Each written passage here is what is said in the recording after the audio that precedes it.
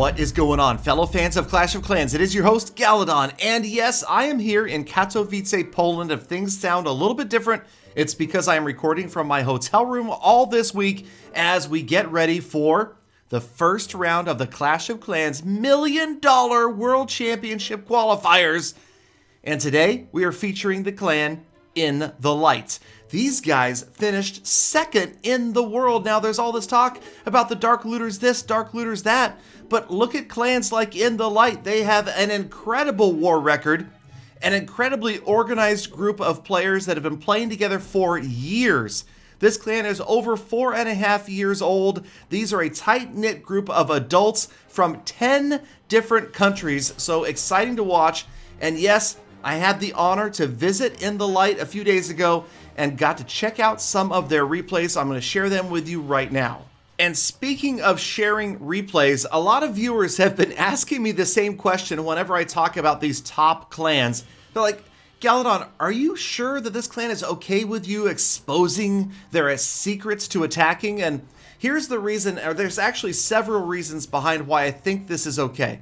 Now, first of all, you'll notice that queen charges are the order of the day. These top war clans, a couple of things are very consistent. You will almost always see bases with multi-target infernos, and you will almost always see the opening to an attack be a queen charge, queen with healers, some variant of that. But then it gets diverse. Then you see lots of different army compositions on the back end. We'll even see hog riders sometimes, Laloon like we see here, miners, even bowlers and witches.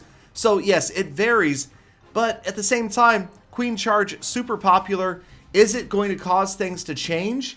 I don't know. Personally, I hope not, because I really like the meta right now, and I think that these attacks to pull off as 3 stars are difficult. And actually, the one we're watching right here, Golem of Love, dropping the jump spell in there, I really think that the hardest queen charge variant is the queen charge where you use a jump spell in the interior of the base, because it's all about keeping that queen alive, getting the value, getting her where you want her to go, and she's unpredictable. If she doesn't go exactly where you planned on her going, you have to shift your whole attack strategy, and sometimes it's tough to tell. Is this what the player wanted to happen, or did he adjust his attack because the queen went a slightly different way? Either way, this is beautiful to watch, and again, the queen takes out about half the base.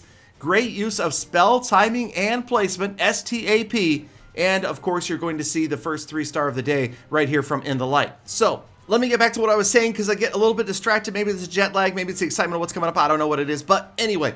So yeah, these clans are cool with this because, well, first of all, it's common to use queen charge. Second of all, these are not necessarily the players that are even coming to the finals, okay? Those are, we don't know who's coming for sure, and that is going to remain a secret until the actual playoffs start. Third, it really comes down to these base designs. You know, defensive base designs are so important. They're absolutely critical in this championship because you get almost no time to prepare and you only get one attack. So it's going to be a big deal to come prepared with bases that can throw off attackers. And you ask, well, why don't people just throw up single target infernos, Galadon? Then they won't be able to queen charge them. Well, a couple of things. First of all, it is possible to queen charge on single target infernos. I've done it even. Crazy, I know, that's kind of strange. But second of all, when you put up single target infernos, especially all single target infernos, then you open yourself up to even simpler attacks than queen charges. And if the meta goes back that way, I will definitely show some of those. But for now, the meta is all about multi-target infernos and queen charges. As yes, we get into the second attack of the day from InTheLight. And again, the queen opening, and this time she's headed right for the town hall. And that would be in and of itself another reason why it's okay to share these, and that is that every opening is different. You know, you'll see a lot of players that go for the town hall value, get that Giga Tesla out of the way. Other players are focusing more on the Eagle Artillery. So you never know where the entry is going to be, and there's no way to set up a base that is going to be super solid against ground and air, and you know, at least 2 different types of ground attacks, maybe 2 different types of air attacks. We've even seen some of the Dark Looters go in with a queen charge and then dragons or electro dragons.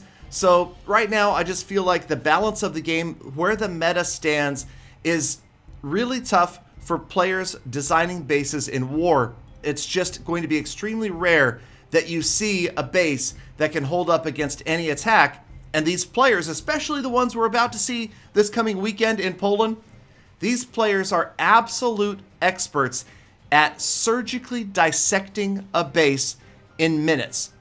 Let them look at a base and they will decode it. They will tell you where the weaknesses are, they will tell you where likely the Teslas are, and they will tell you exactly how they are going to attack it. And that's going to be exciting. We're going to see some play on the fly this week in Poland. I hope that you guys are going to tune in. It's going to be all over the place. But Clash of Clans official pages, so look for that, and you will see my man Klaus and Galadon and Renee casting the heck out of this, and it's going to be so much fun. There are 40 players from all over the world arriving right now here in Poland, getting ready to do this weekend.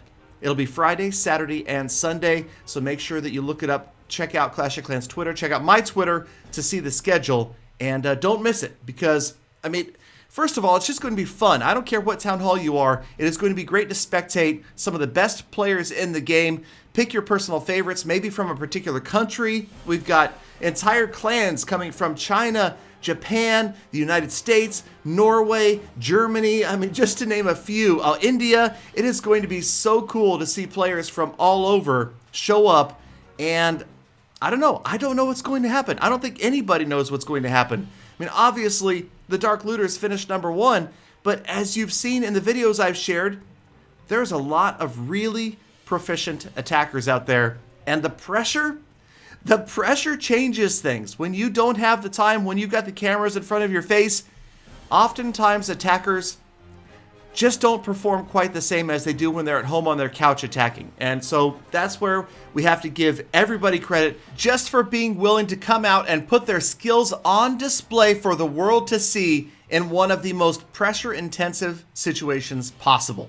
All right, so getting into the third attack of the day, and yay for Electro Dragons. I was excited to see this because I gotta tell you, you see so many queen charges, it's actually kind of fun to see this style of attack. And again, you can see that what happens is bases that may be strong against one sort of attack can't be strong against another. And Weiss Smith Jr. right here, dropping in the Electro Dragons. And again, people may say that this is a simpler attack than a queen charge. There's less technical, it's more spammy, whatever you want to call it. I say, if you don't have absolute precision, you knew I was going to say it. Come on. Spell timing and placement. Say it with me.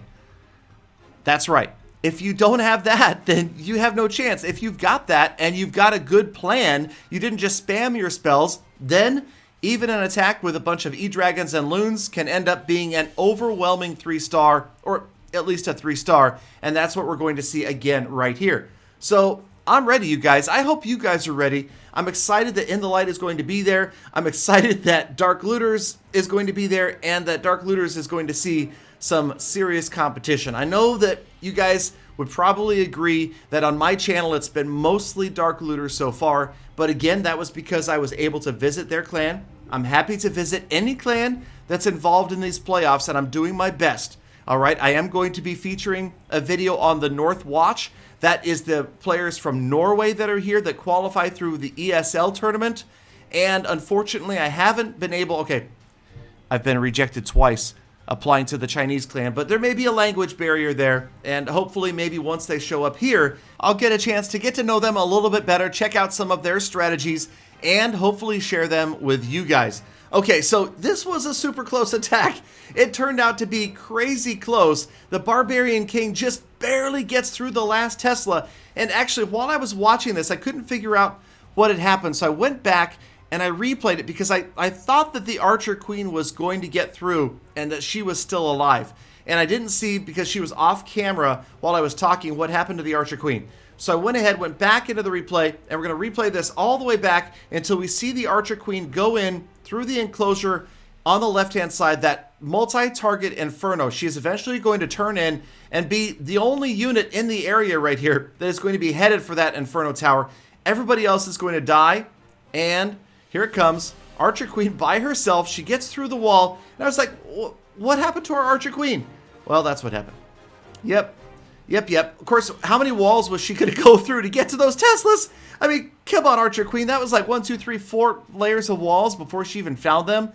You needed like 6 minutes on the clock for her to get there. Barb King gets the job done. And another beautiful 3-star by InTheLight. So excited to meet those guys. And the other 7 groups of players coming from all over the Clash of Clans world. Let me know in the comments who you are rooting for and who you would like to see featured in a future episode. Thank you for watching all the way to the end of the episode. Use the hashtag Galadon. We'll see you again tomorrow for more full attacks. And be kind to people, animals, and the planet. See ya. Bye.